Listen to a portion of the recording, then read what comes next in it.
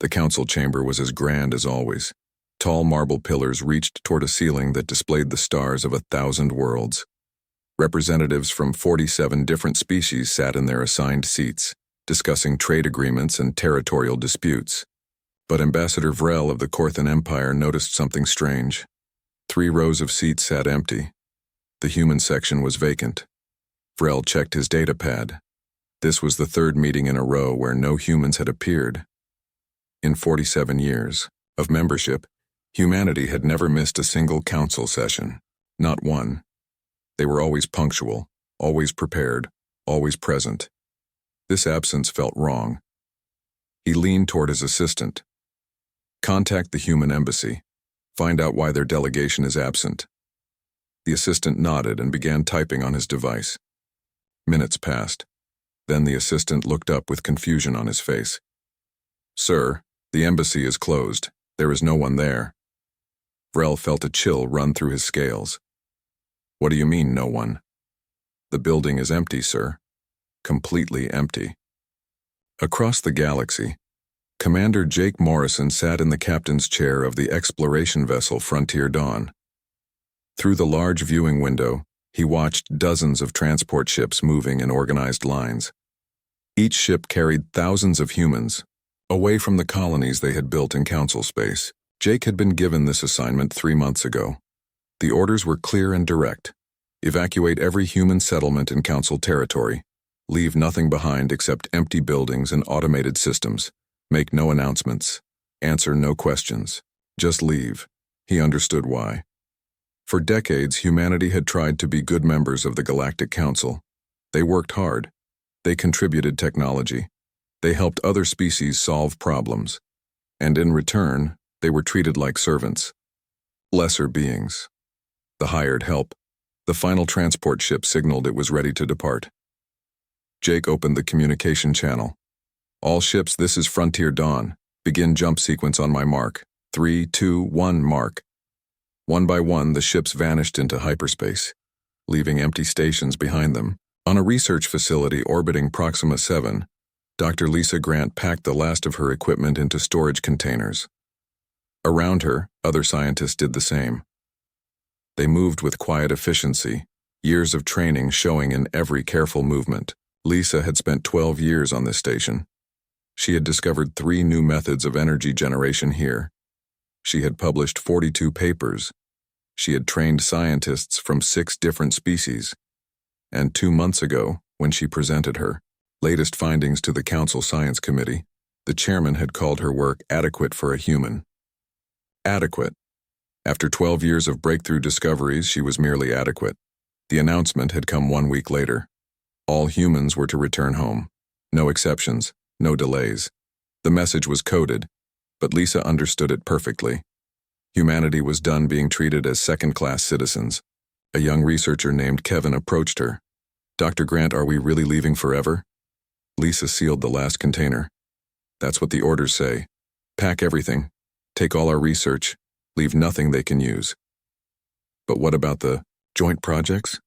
"The Zentari scientists still need our help with the fusion containment problem. They'll figure it out themselves, or they won't. Either way, it's not our problem anymore." The transport ship arrived 2 hours later. Lisa took one last look at the laboratory she had called home, then walked away without looking back. On Earth, in an emergency command center buried deep beneath the Rocky Mountains, President Helen Carter signed the final authorization. Her hand was steady, but her mind was troubled. What she was ordering would change humanity's place in the galaxy forever. General Peter Cole stood beside her. "Madam President, the last evacuation ships are departing now. Within 48 hours, every human will be out of council space." Helen nodded. "And the communication blackout?" "Already in effect. All human transmitters in council territory have been shut down. We're maintaining the automated beacons, but nothing else. As far as the council is concerned, we've gone silent. Do you think they'll understand why we left?" Peter considered the question. "Eventually. But by then, it will be too late." Helen looked at the star map on the wall. Red dots marked human colonies throughout council space. One by one, Those dots were turning blue as evacuations completed. Soon there would be no red dots left. She remembered the incident that had finally pushed humanity to this decision. 6 months ago, a human cargo ship had saved a Vexian passenger liner from a reactor failure. The human crew worked for 16 hours straight, risking their own lives to repair the alien ship's engines. When it was over, the Vexian captain refused to even thank them. He said it was expected service from lesser species. Lesser species. That phrase had appeared in hundreds of council documents over the years. Humanity had tried to ignore it. They had tried to prove themselves through hard work and dedication, but nothing changed. In the eyes of most council members, humans would always be the newcomers, the servants, the workers who fixed things and then stepped aside. So humanity made a choice. If the council saw them as nothing more than useful laborers, then the council could learn to function without those laborers. The evacuation had been planned in secret for 2 years. Every human in a position of importance knew their role. Engineers quietly copied all their technical designs. Scientists backed up decades of research. Doctors transferred medical databases to secure servers. And when the order came, they all simply left. No wars, no fights, no angry speeches, just a quiet departure. On the mining colony of Asteroid Station 7, Foreman Danny Hughes supervised the shutdown of the primary excavation equipment. His crew of 200 humans had extracted more rare minerals from this asteroid than any other mining operation in council space. They held 17 efficiency records. The Corthan overseers had never thanked them once. Danny activated the final shutdown sequence. The massive drills powered down. The processing plants went dark. The transportation system stopped moving. Everything that kept this mining operation running fell silent. A Corthan supervisor rushed into the control room. "What are you doing? Why are the systems offline?" Danny picked up his bag and walked toward the exit. "We're done. The equipment is yours. Good luck figuring out how to run it. You cannot just leave. We have contracts. Read the contracts again. They all expired last week. We fulfilled every obligation. Now we're going home." The supervisor's eyes widened as understanding dawned. "All of you? Every human on this station?" Danny smiled. "Every human in council space. We're all going home." He left the supervisor standing in the empty control room, surrounded by machines he didn't know how to operate. This scene repeated itself on hundreds of worlds. Human workers completed their shifts, packed their belongings, and departed. They left behind functioning equipment, detailed instruction manuals, and automated systems. But they took with them something the council species had never valued properly: the knowledge of how everything actually worked. Within 6 weeks, the exodus was complete. Every human colony, research station, military outpost, and diplomatic embassy in council space stood empty. The only things left behind were automated beacons, each broadcasting the same simple message on repeat.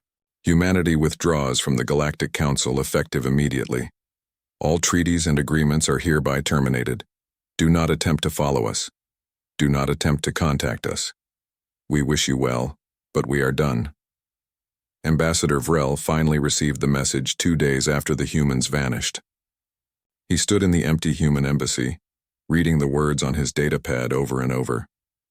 For the first time in his long diplomatic career, he felt genuine fear. The humans hadn't threatened anyone. They hadn't demanded anything. They had simply left. And somehow that was far more frightening than any declaration of war could have been. 3 months had passed since the humans disappeared. Supreme Chancellor Thek stood at the podium in the council chamber, looking out at the assembled representatives. The atmosphere was tense. Arguments broke out constantly now. Something was very wrong with the Galactic Council. "Order!" Thex called out, his voice echoing through the chamber. "We must address the economic crisis." Ambassador Krill of the Zentari Collective rose to speak. His multiple eye stalks waved in agitation. "Crisis is too gentle a word, Chancellor. Our economy is collapsing. The humans controlled 38% of all trade in council space. Without them, our supply chains are falling apart." A Vexian representative stood up, his purple skin flushed with anger. "Supply chains? My world is running out of food. Human cargo ships delivered 90% of our grain imports. Those ships are gone. We have enough food for maybe 4 more months, another voice called out from the back. The medical supplies are depleting too. Human pharmaceutical companies produced most of our medicines. Thex raised his hand for silence. I understand the severity of the situation. That is why I have called this emergency session. We need to discuss solutions. Solutions. Krill's voice was sharp. The solution was treating the humans with respect when they were here. Now they are gone, and we are discovering exactly how much we depended on them. Ambassador Vrel accessed his datapad and projected statistics onto the main display. The numbers were damning. Human workers had operated 72% of all deep space logistics. They had managed 65% of interstellar cargo transport. They had maintained 58% of the Council's communication networks. The list went on and on. Humans had been everywhere, doing everything, holding the entire Council infrastructure together. And now they were gone. A younger Council member named Zek spoke up. But surely we can hire other species to do these jobs. The humans were not special. They were just workers. Krill turned to face Zex, his eye stalks focusing intently. That is what we told ourselves for decades. Now we are learning the truth. Let me show you something. Krill activated a holographic display. It showed a massive cargo hub in neutral space. This is Station Gamma 4. It was operated by a human crew of 300. They processed 20,000 cargo containers per day. When they left, we hired a Zentari crew of equal size to replace them. The image changed to show the current state of the station. Containers floated in disorganized clusters. Loading docks sat idle. Ships waited in long queues. Our crew processes 2,000 containers per day, 1/10 of human efficiency. And this is not an isolated case. We are seeing the same pattern everywhere. The chamber fell silent. Representatives checked their own data, confirming what Krill had shown them. The replacement workers, regardless of species, could not match human efficiency. On the planet Vexia Prime, Trade Minister Hexen reviewed the disaster unfolding before him. His world had been one of the wealthiest in the Council. Vexian merchants traded goods across 100 systems. Their prosperity had made them arrogant. He remembered the last meeting with Captain Sophie Blake, the human who had managed their primary shipping contracts. Hexen had told her that humans were nothing more than useful laborers. He had meant it as a simple statement of fact. Humans did the work. Vexians reaped the profits. That was the natural order. Captain Blake had said nothing in response. She had simply smiled, completed her final delivery, and left.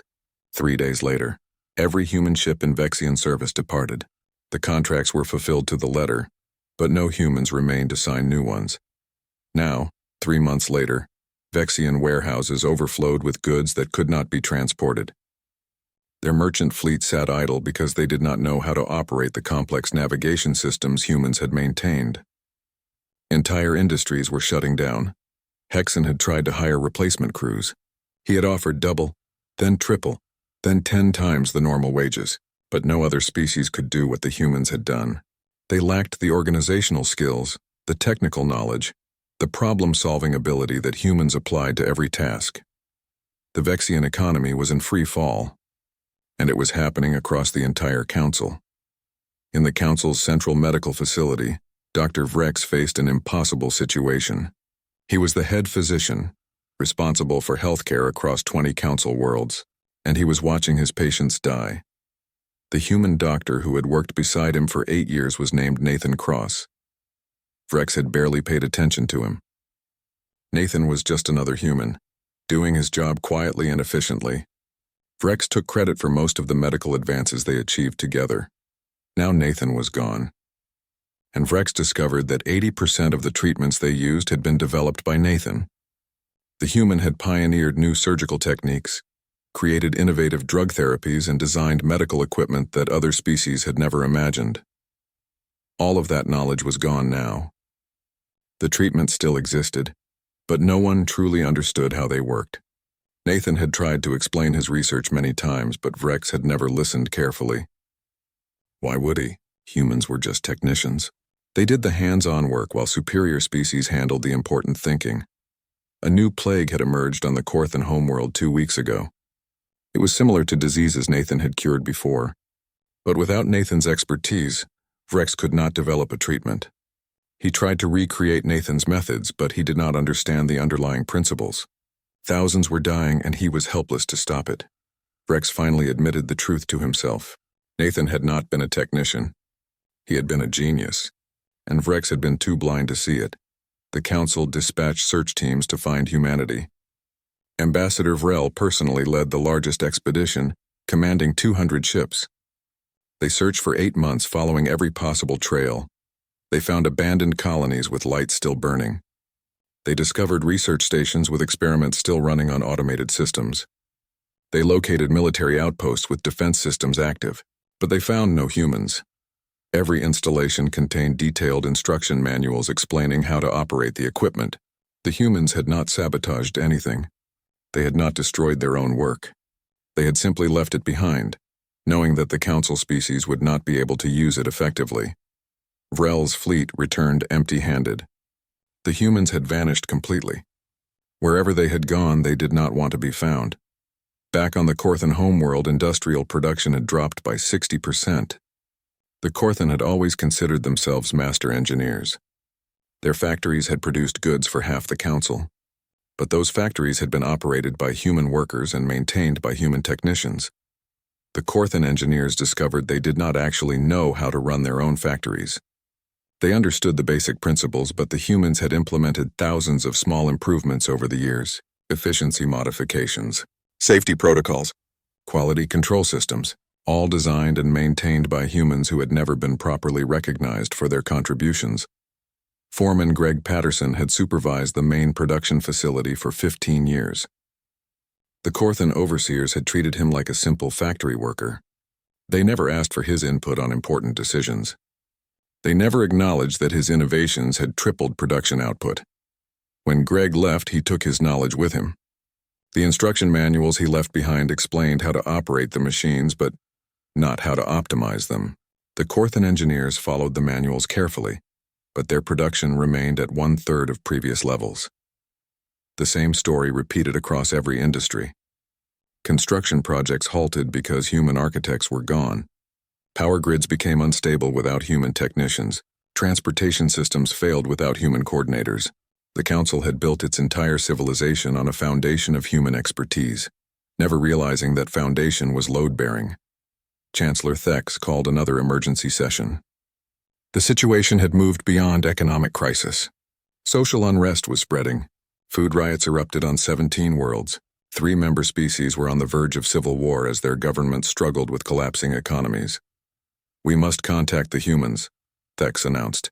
"We must convince them to return." Ambassador Krill stood slowly. His voice was heavy with resignation. "And why would they return? What can we offer them? We treated them as servants for 50 years. We mocked their contributions. We paid them minimal wages while taking credit for their achievements.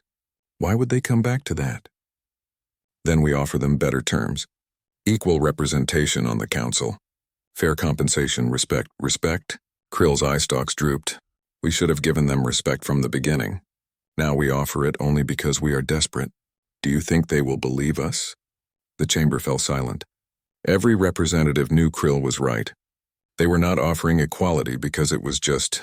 They were offering it because they were dying without human help, and the humans were not fools. They would see through any desperate promises. The weeks continued to pass. The Council began to fracture. Member species started blaming each other for the crisis. Old rivalries resurfaced. The unity that had held the Council together for 3 centuries began to crumble. And somewhere beyond the edge of Council space, humanity watched from a distance. They monitored the Council's transmissions.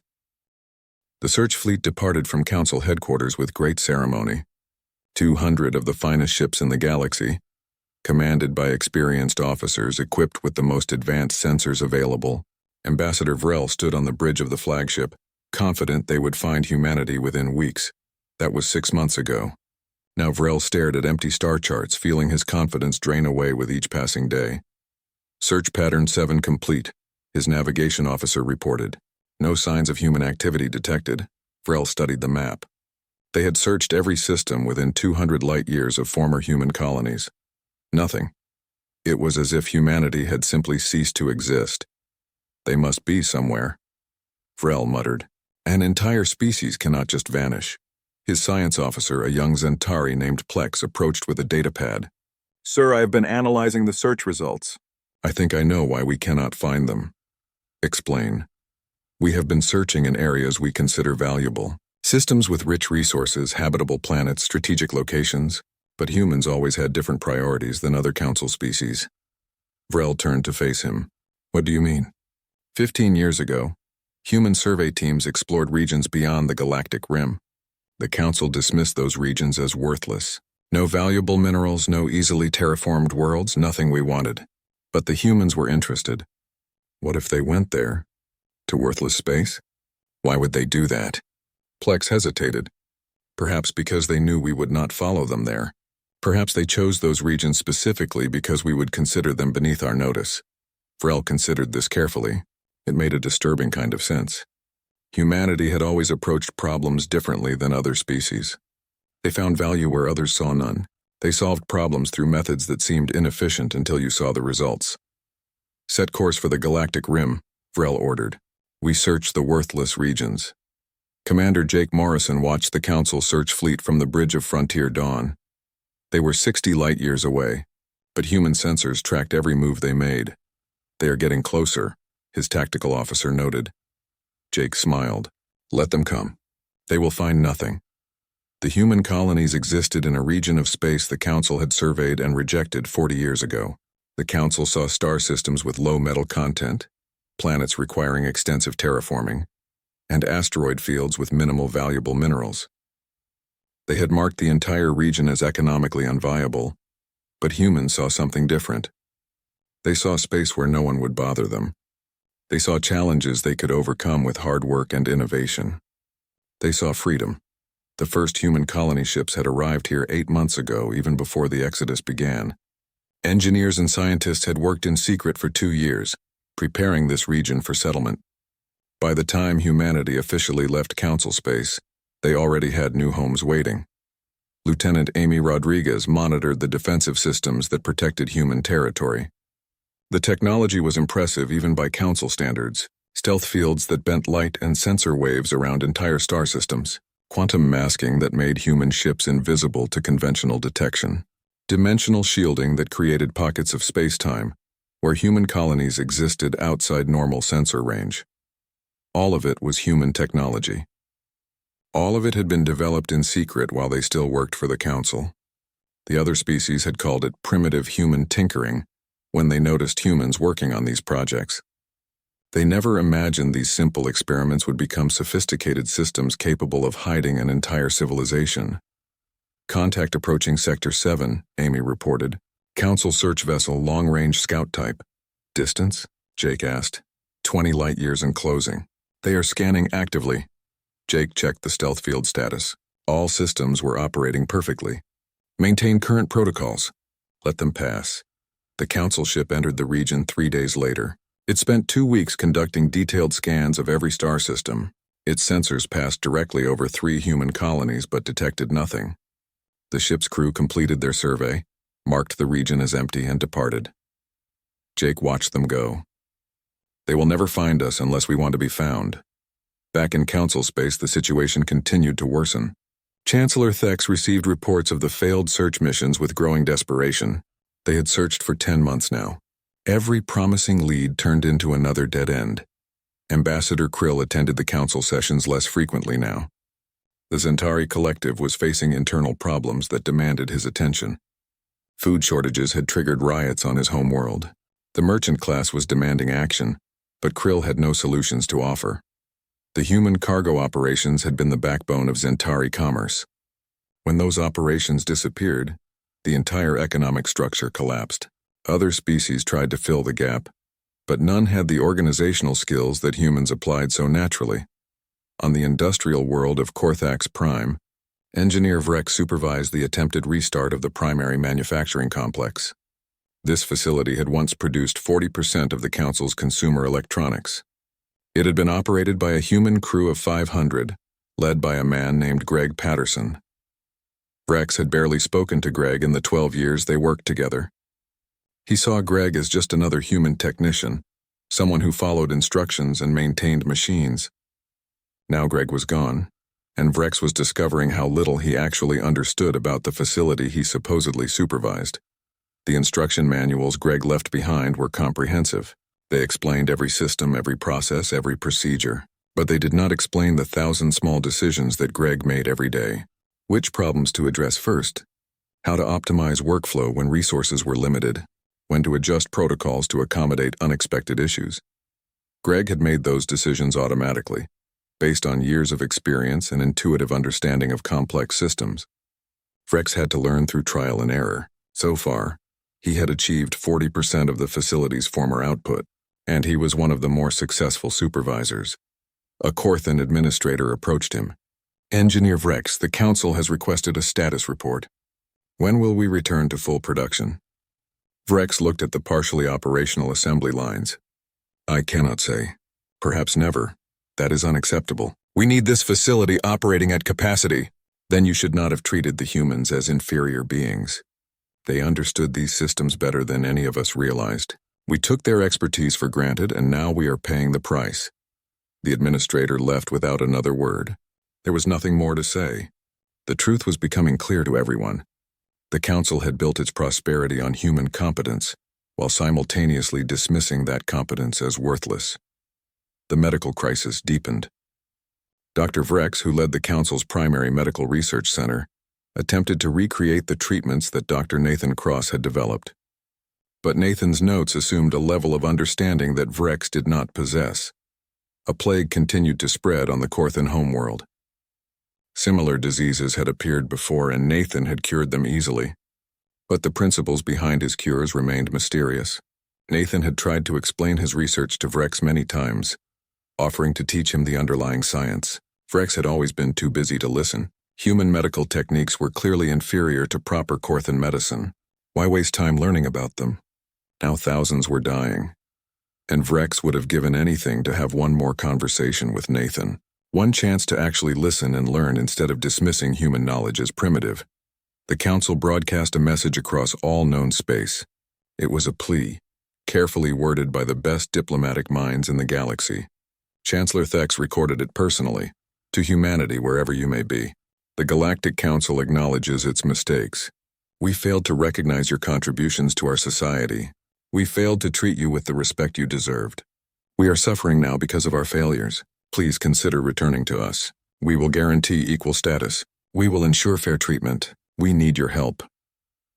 The message repeated on all frequencies, in all languages continuously. Chief Communications Officer Danny Foster intercepted the message at humanity's central relay station. He played it for the Council of Human Leaders who now governed the independent colonies. President Helen Carter listened to the entire message without expression. When it finished, she looked around at the other leaders. "Comments?" "They sound desperate," one representative noted. "They are desperate," another replied. "They are facing complete economic collapse. Some of their worlds are literally starving." "That is not our fault," a third leader said. "We fulfilled every contract. We broke no agreements. We simply chose to leave." Helen nodded. "The question is, do we respond?" The room fell silent. Everyone present had experienced the casual contempt the Council showed toward humanity. They had all worked under supervisors who took credit for human achievements. They had all watched as their innovations were dismissed as lucky accidents. They had all been called inferior, primitive, simple laborers. Returning to that would be impossible. But watching entire civilizations collapse felt wrong too. "We respond with silence," Helen finally decided. "They need to understand that we will not come running back just because they finally noticed we were valuable." 1 year had passed since humanity left. Chancellor Thex stood in his private office reviewing casualty reports. The numbers were staggering. Millions had died from starvation, disease, and violence. The Galactic Council, which had maintained peace for 3 centuries, was coming apart at the seams. A priority message appeared on his screen. The Vexian government had collapsed. Food riots had escalated into full revolution. The merchant class that had ruled Vexia for generations was being overthrown by angry citizens who blamed them for the crisis. Thex deleted the message and pulled up the next one. The Corthan Empire had lost control of 6 colony worlds. Without functional supply chains, those colonies could not survive. Some were attempting to become independent. Others were simply dying. His door opened without warning. Ambassador Krill entered, his eye stalks drooping with exhaustion. He looked like he had aged 10 years in the past 12 months. Chancellor, the Zentari Collective is withdrawing from the Council effective immediately. Thex felt his stomach drop. You cannot be serious. The Zentari have been founding members for 300 years. And in 300 years we never faced a crisis like this. My government has decided to focus on internal stability. We can no longer afford to maintain our council obligations. But if the Zentari withdraw, others will follow. The council will collapse. Krill's eye stalks waved slowly. Chancellor, the council is already collapsing. We are just acknowledging reality. I am sorry, but my people must come first. He left without another word. Thex sat in silence, understanding what this meant. The council was dying, not from external threats or internal conflict, but from simple inability to function. The machinery of galactic government had ground to a halt, because the people who actually made it work were gone. On the Korthan homeworld, Engineer Vrex made a difficult decision. The manufacturing facility under his supervision was operating at 35% capacity. He had tried everything to improve efficiency, but nothing worked. The systems were too complex, the processes too interconnected. Without human expertise, he could not optimize them. Worse, he was constantly discovering new problems he did not know how to solve. A conveyor system that kept jamming. A quality control checkpoint that rejected too many products. A power distribution network that became unstable under heavy load. These were issues that Greg Patterson had handled easily, making small adjustments that kept everything running smoothly. Vrex finally admitted defeat. He shut down the facility completely. It was better to stop production than to continue wasting resources on such poor output.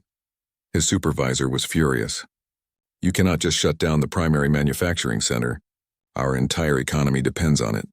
Our economy depended on human workers who understood how to operate it, Vrex replied. I do not have that understanding. None of us do. Continuing to operate at such low efficiency is pointless. Then learn. Study the systems. Figure out how the humans did it.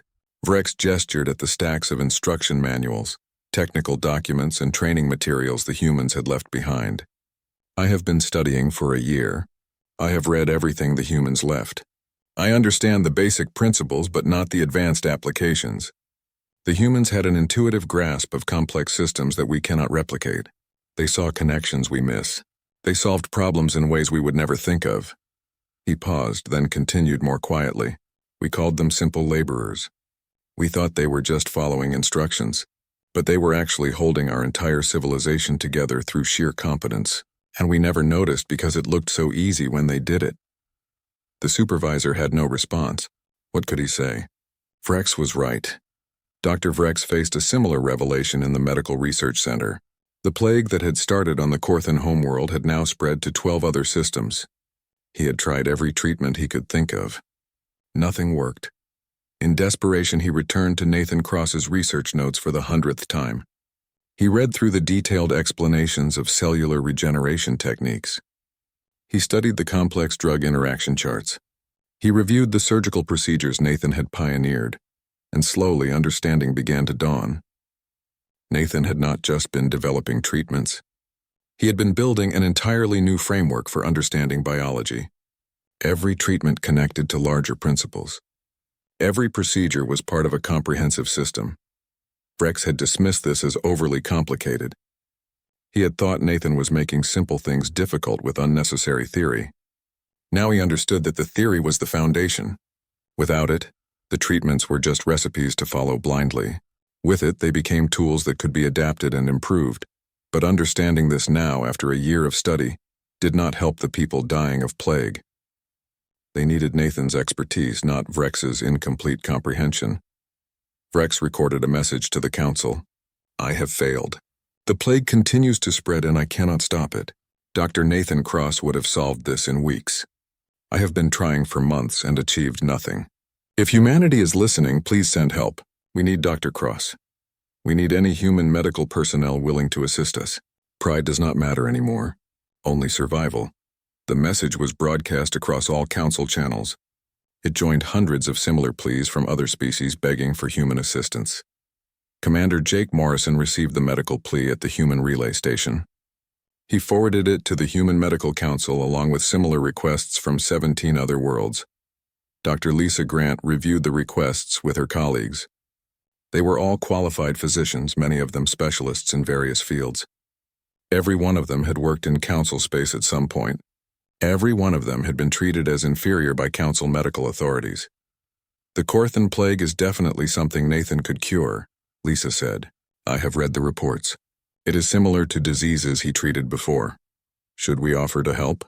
A younger doctor asked. Lisa considered carefully. What do you all think? An older physician named Paul spoke up. I worked with Corthan doctors for 20 years. They dismissed everything I tried to teach them. They took credit for my research. They called my techniques primitive even while using them to save lives. Now they want our help because they have no other options.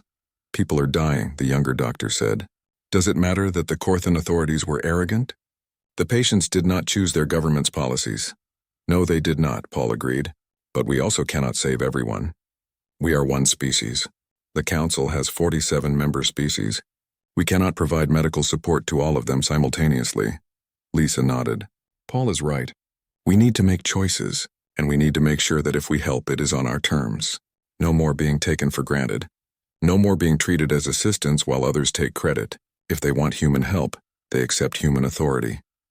The medical council debated for hours. Finally, they reached a decision. They would offer limited assistance to the most critical situations.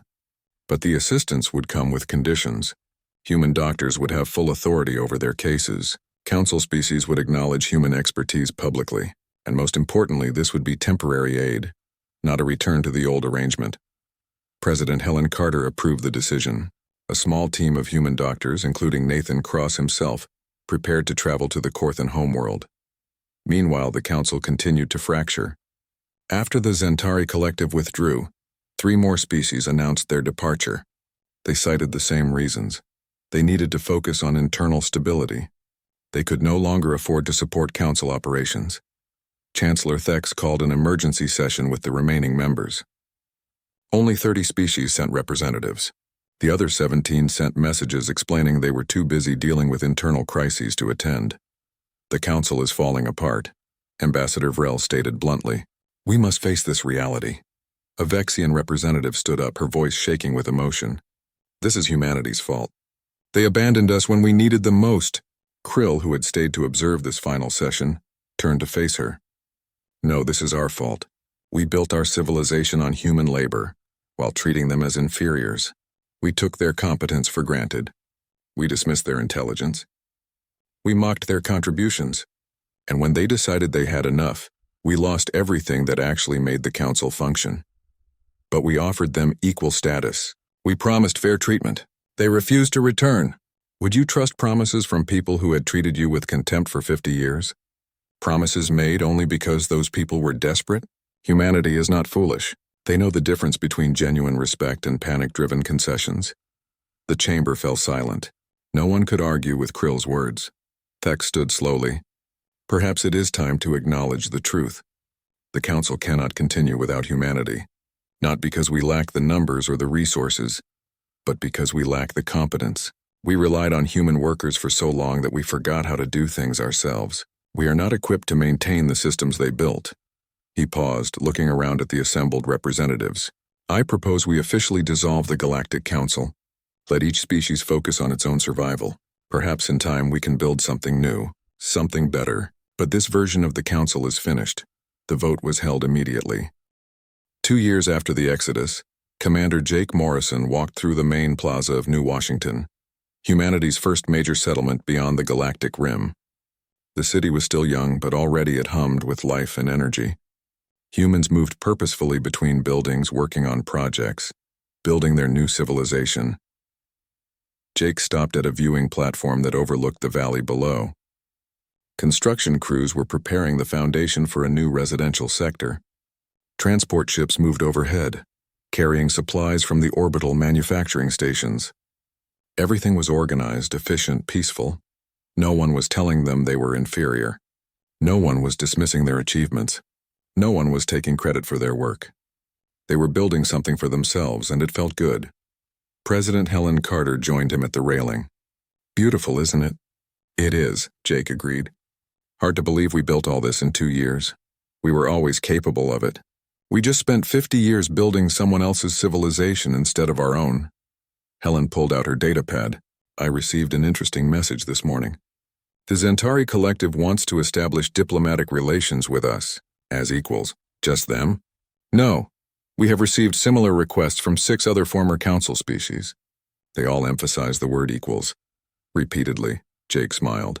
Funny how our value became clear once we left. That's exactly what makes me cautious. Are they interested in genuine partnership or are they just desperate for help?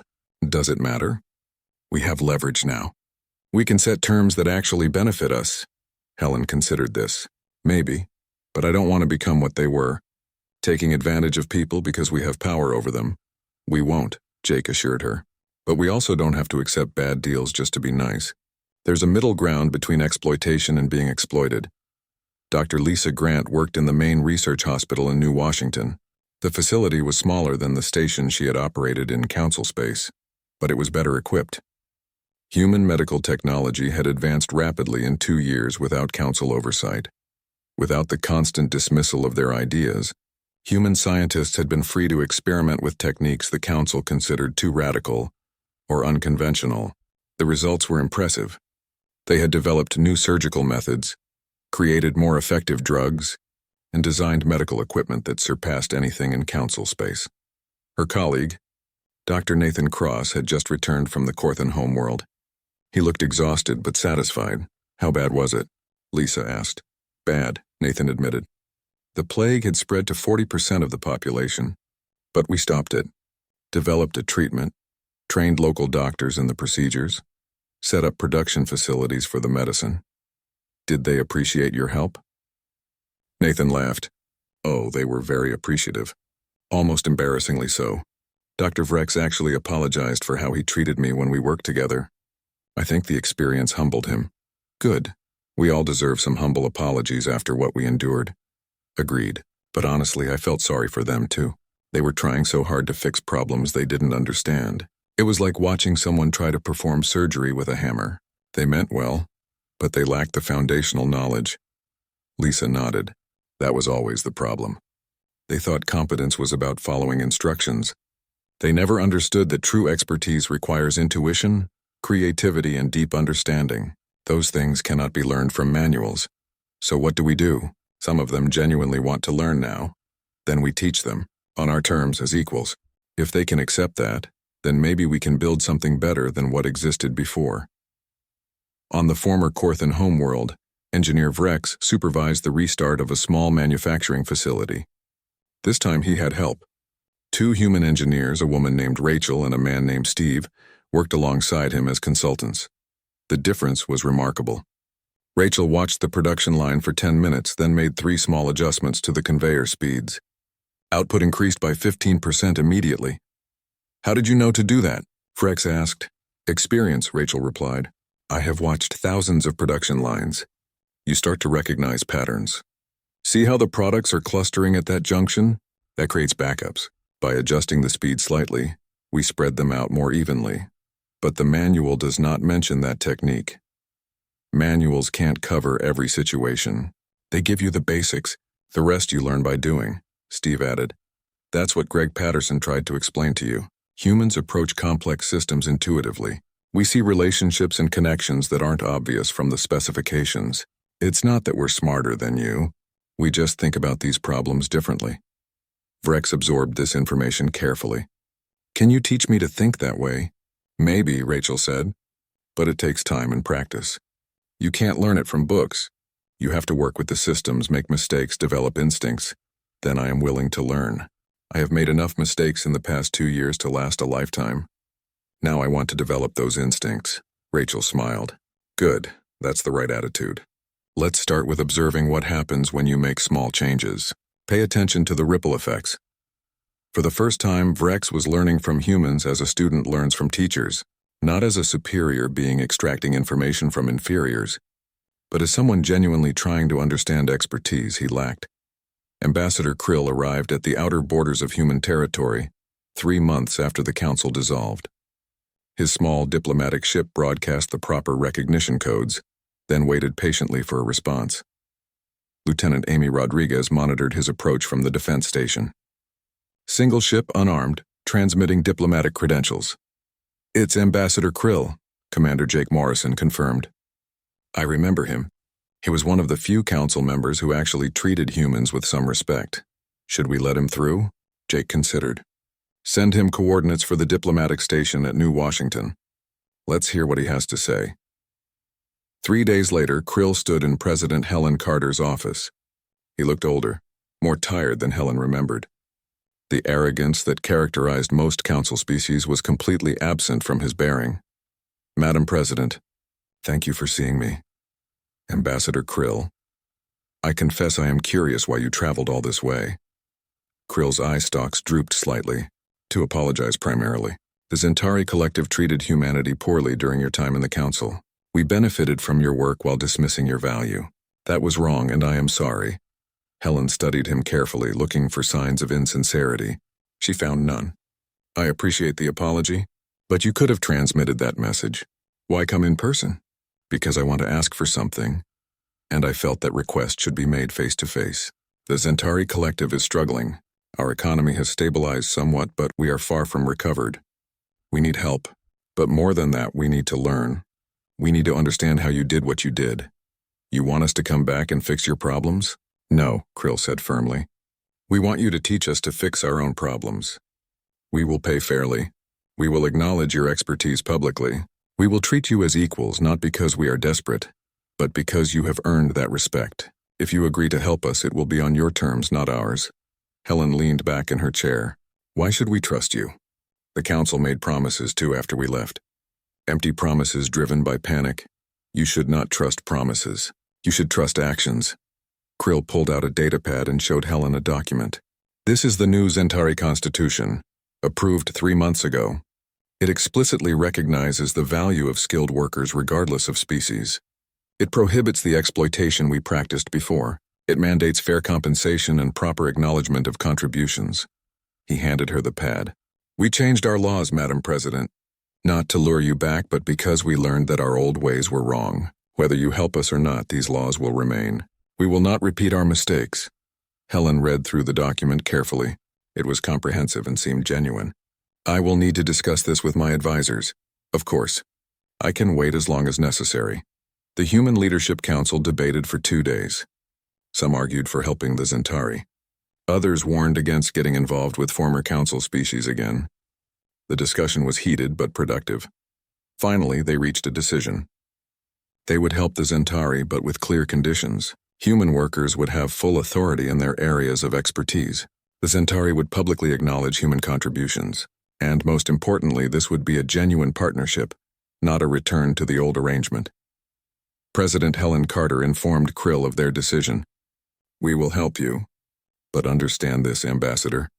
The humans who work with your people will be treated as experts and equals. If we see any sign of the old attitudes, we withdraw immediately. No second chances. I understand and agree completely, Krill replied. Thank you, Madam President.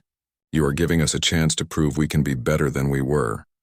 Over the following months, more former council species approached humanity.